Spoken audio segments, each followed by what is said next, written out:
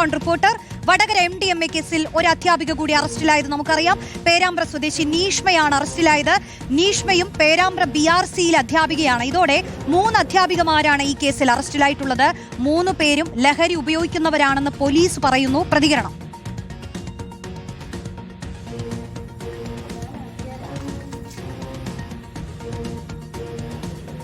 ഇതിൽ മറ്റൊരു പ്രധാനപ്പെട്ട ഒരു കാര്യം എന്താണെന്ന് വെച്ചാൽ ഈ 3 അധ്യാപികമാരും ഈ സിന്തറ്റിക് ഡ്രഗ്സ് ഉപയോഗിക്കുന്ന ആൾക്കാരാണെന്ന് ഞങ്ങൾക്ക് അന്വേഷണത്തിൽ വ്യക്തമായിട്ടുണ്ട്.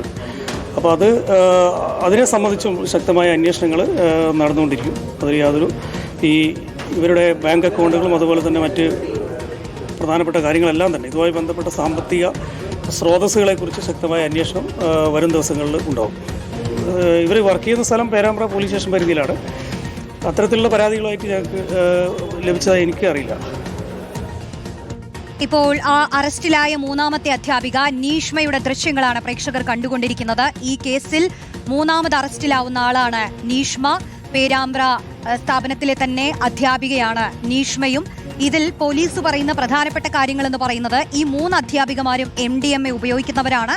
ലഹരി സംഘങ്ങളിൽ നിന്ന് പണം കൈപ്പറ്റിയവരാണിവർ. മാത്രമല്ല ഇവർ ഒരു വലിയ നെറ്റ്വർക്കിന്റെ ഭാഗമാണ് എന്നുള്ള ഒരു അനുമാനത്തിലേക്ക് കൂടി പോലീസ് എത്തിയിരിക്കുകയാണ്. കൂടുതൽ പ്രതികളുണ്ട് എന്നുള്ള സംശയത്തിൽ തന്നെയാണ് ഇപ്പോഴും പോലീസ് ഉള്ളത്. കഴിഞ്ഞ ദിവസങ്ങളിൽ അറസ്റ്റിലായ 2 അധ്യാപികമാർ, അവർക്ക് പിന്നാലെയാണ് ഇപ്പോൾ നീഷ്മ എന്ന അധ്യാപിക കൂടി അറസ്റ്റിലായിരിക്കുന്നത്. ശരത് SS ചേരുന്നു. ശരത്, പോലീസിന്റെ തുടക്കം മുതലുള്ള ഒരു സംശയം, അതിൽ കൂടുതൽ അറസ്റ്റുകൾ ഉണ്ടാകുന്നു. മറ്റൊരു വിഷയം, ഇവർ 3 പേരും ഒരു വലിയ നെറ്റ്വർക്കിന്റെ തന്നെ ഭാഗമാണെന്ന് കേൾക്കുമ്പോഴാണ് ഇത് എത്ര ഗൗരവമാണെന്ന് നമുക്ക് മനസ്സിലാകുന്നത്. നോക്കൂ, ഇത്ര ദിവസം അധ്യാപികമാരായി കണ്ട വ്യക്തികളാണ്. ഇനി അവരെ അങ്ങനെ കാണാൻ പറ്റുമോ? റോഷ്നി, വളരെ പ്രധാനപ്പെട്ട കാര്യം തന്നെയാണ്. അതായത് അധ്യാപികമാരാണ് ഈ ലഹരി സംഘത്തിന്റെ ഭാഗമായി പ്രവർത്തിച്ചിരുന്നത് എന്നുള്ളത് തന്നെയാണ്. ആ രീതിയിൽ തന്നെ 3 പേരെയാണ് ഇപ്പോൾ എന്തായാലും വടകര പോലീസ് അറസ്റ്റ് ചെയ്തിരിക്കുന്നത്. ഇന്നിപ്പോൾ 3ാമത്തെ ആളുടെ കൂടി അറസ്റ്റ് രേഖപ്പെടുത്തിയിരിക്കുന്നത്. ഇതിൽ 3-ൽ ഒതുങ്ങുമോ എന്നുള്ളതാണ് ഏറ്റവും പ്രധാനപ്പെട്ട ചോദ്യം. നമുക്കറിയാം, നേരത്തെ തന്നെ ആദ്യഘട്ടത്തിൽ അറസ്റ്റിലാവുന്നത് കീർത്തനയാണ്. കീർത്തനയെ ചോദ്യം ചെയ്തതിൽ നിന്ന് ഇത്തരത്തിൽ കാവ്യയെക്കുറിച്ചുള്ള വിവരം ലഭിക്കുന്നു. കീർത്തനയുടെ ബാങ്ക് അക്കൗണ്ടുകളടക്കം പരിശോധിച്ചതിൽ നിന്നാണ് കാവ്യയെക്കുറിച്ചുള്ള വിവരം ലഭിക്കുന്നത്. പിന്നീട് കാവ്യയും ഇത്തരത്തിൽ സമാനമായ രീതിയിൽ ഇടപാട് നടത്തിയതായി കണ്ടെത്തി. അങ്ങനെ കാവ്യയുടെ ബാങ്ക് അക്കൗണ്ടുകൾ കേന്ദ്രീകരിച്ച് പരിശോധന നടത്തി. അതിനുശേഷമാണ് നീഷ്മയെക്കുറിച്ചുള്ള വിവരം അന്വേഷണ സംഘത്തിന് ലഭിക്കുന്നത്. എന്തായാലും നീഷ്മയിൽ ഒതുങ്ങുമെന്ന് ഇപ്പോഴും പറയാൻ സാധിക്കില്ല. കൂടുതൽ പേർ ഈ ലഹരി സംഘത്തിന്റെ ഭാഗമായി പ്രവർത്തിച്ചിരുന്നു എന്ന് തന്നെയാണ് പോലീസും വ്യക്തമാക്കുന്നത്. മാത്രമല്ല ഇതിന്റെ ഉറവിടമടക്കം ഇനി കണ്ടെത്തേണ്ടതുണ്ട്. ഈ പറയുന്നത് പോലെ കാവ്യയും കീർത്തനയും നീഷ്മയും ഒക്കെ ഇതിന്റെ സാമ്പത്തിക ഇടപാടിന് സഹായം ചെയ്തവരാണ്. അതിനപ്പുറം ഈ ലഹരി ഇടപാടുമായി ബന്ധപ്പെട്ട് അല്ലെങ്കിൽ ലഹരി കച്ചവടത്തിൽ പ്രധാന പങ്ക് വഹിച്ചത് ആരാണ് എന്നടക്കമുള്ള കാര്യങ്ങളിലേക്ക് കൂടി അന്വേഷണം നീളേണ്ടതുണ്ട്. വടകരയിൽ ഒരു MDMAയുമായി യുവാവ് പിടിയിലായതിന് പിന്നാലെയാണ് ഇത്തരത്തിൽ അധ്യാപകരുടെ അല്ലെങ്കിൽ അധ്യാപികമാരുടെ ലഹരി സംഘവുമായുള്ള ബന്ധം പുറത്തു വരുന്നത്. ആദ്യഘട്ടത്തിൽ വടകരയിൽ നിന്ന് ഒരു യുവാവിനെ പിടികൂടുന്നു. അദ്ദേഹത്തെ ചോദ്യം ചെയ്തതിൽ നിന്നാണ് കീർത്തനയുടെ അക്കൗണ്ട് വഴിയാണ് സാമ്പത്തിക ഇടപാട് നടത്തിയത് എന്ന് കണ്ടെത്തിയത്. പിന്നീട് കീർത്തനയെ കേന്ദ്രീകരിച്ച് അന്വേഷണം നടത്തുന്നു. അതിനുശേഷം അത് കാവ്യയിലേക്ക് എത്തുന്നു. പിന്നീടാണ് നീഷ്മയിലേക്ക് എത്തുന്നത്. ഇപ്പോൾ തന്നെ കഴിഞ്ഞ ദിവസം തന്നെ പോലീസ് വ്യക്തമാക്കിയത് 2 അധ്യാപികമാർ പോലീസിന്റെ നിരീക്ഷണത്തിലുണ്ട് എന്നുള്ളതാണ്. അങ്ങനെയാണെങ്കിൽ ഇനിയിപ്പോൾ ഒരു അധ്യാപിക കൂടി പോലീസിന്റെ നിരീക്ഷണത്തിലുണ്ട്. സ്വാഭാവികമായും അവരുടെ ബാങ്ക് അക്കൗണ്ടുകൾ കേന്ദ്രീകരിച്ചുള്ള അന്വേഷണം ഈ ഘട്ടത്തിൽ തന്നെ പോലീസ് ആരംഭിച്ചിട്ടുണ്ടാകും.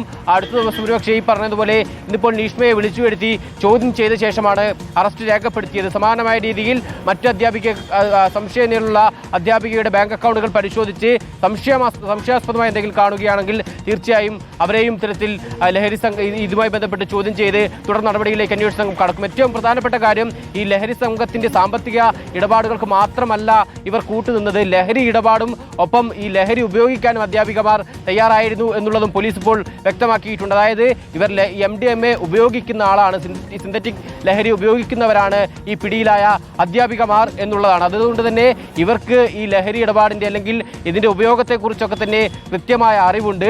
ഇനി ഏറ്റവും പ്രധാനപ്പെട്ട കാര്യം, പിടിയിലായത് അധ്യാപികമാരാകുമ്പോൾ ഇതിന്റെ കണ്ണികളാക്കി അല്ലെങ്കിൽ ഇതിന്റെ ഇരകളാക്കിയതിൽ കുട്ടികളോ വിദ്യാർത്ഥികളോ ഉണ്ടോ എന്നുള്ള വളരെ പ്രധാനപ്പെട്ട ചോദ്യം കൂടി നിലനിൽക്കുകയാണ്.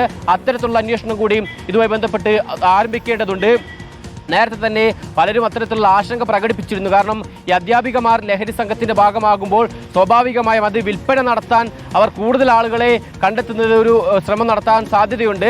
അത്തരത്തിലാണെങ്കിൽ കുട്ടികളിലേക്ക് അത് ഇറങ്ങിപ്പോയിട്ടുണ്ട്, അല്ലെങ്കിൽ കുട്ടികളെ ഈ ലഹരി ഉപയോക്താക്കളാക്കാൻ ശ്രമിച്ചിട്ടുണ്ടോ എന്നടക്കമുള്ള കാര്യങ്ങളിലേക്ക് കൂടി അന്വേഷണം നീളേണ്ടതുണ്ട്.